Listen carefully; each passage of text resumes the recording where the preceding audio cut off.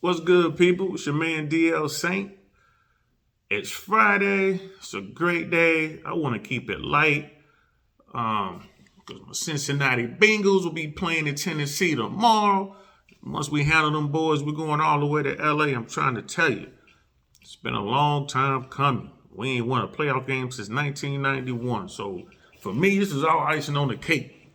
Y'all just keep doing it. Who that? Now, that's not what I want to talk about.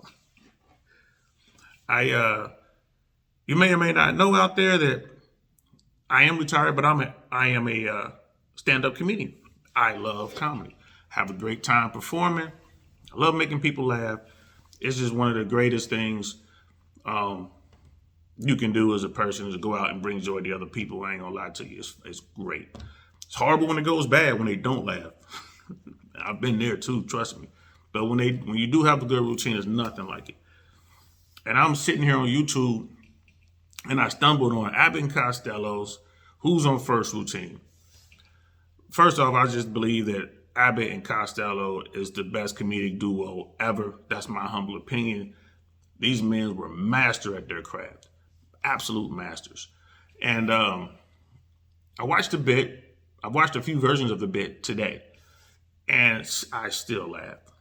This thing is so old. And I'm going to pin a version of it below. So check it out if you want. I guarantee it'll bring a smile to your face. It's a good way to start the weekend. You know what I'm saying? But in the video, you can hear a guy in the audience laughing so hard he's about to die. And I'm sitting there like, wow, I mean, this is a great routine. But why is this particular routine so classic? And why does it hit so hard? And the reason is this. America back then was all about baseball. I mean, baseball was the only sport, really.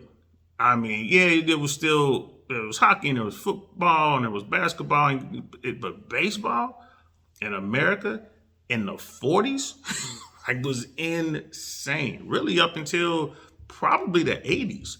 When they say it was America's pastime, it was no joke.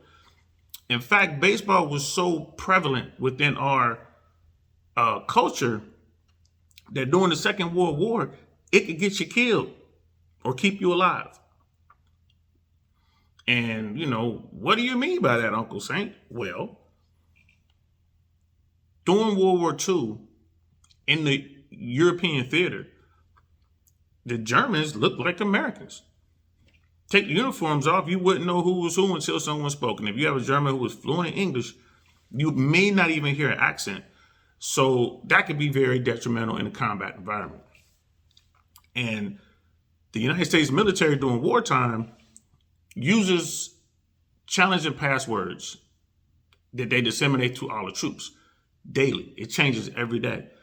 To this day, I remember when I was in Desert Storm, I remember one challenging password just always stuck with me. It was jumper cable and step stool. For whatever reason, I'll never forget that. And it was just that one day. And I remember you get briefed every day on what the challenging password is, and you go out and you do whatever it is you're doing. But in World War II, the Germans would intercept this information sometimes, and they would use it to their advantage. So you got soldiers who would challenge someone who's coming, and they would know the password, they know the challenge. Soldiers let them in, and those Germans come in and they kill everybody, which is a bad thing. So the Americans began to do their own challenges. And all these challenges tend to revolve around baseball, right? They would ask, how many stolen bases did Mickey Mantle have last season? Or they would ask, what's Babe Ruth's home run record? Stuff like that. So, how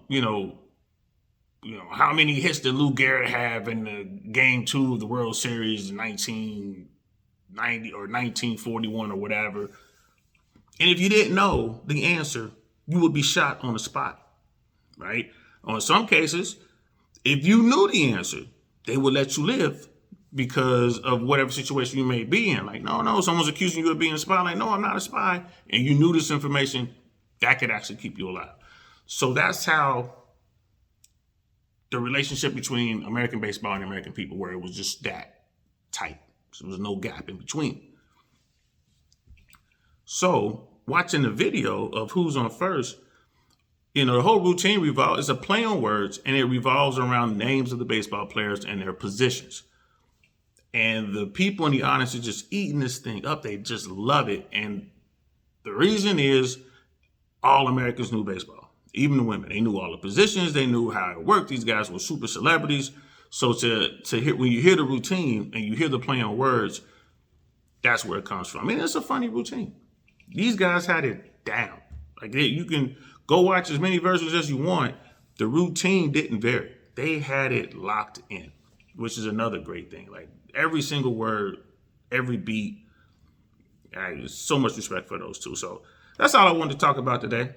Hopefully you guys will watch the video. It'll bring a smile to your face and it'll take you into the weekend on a good note.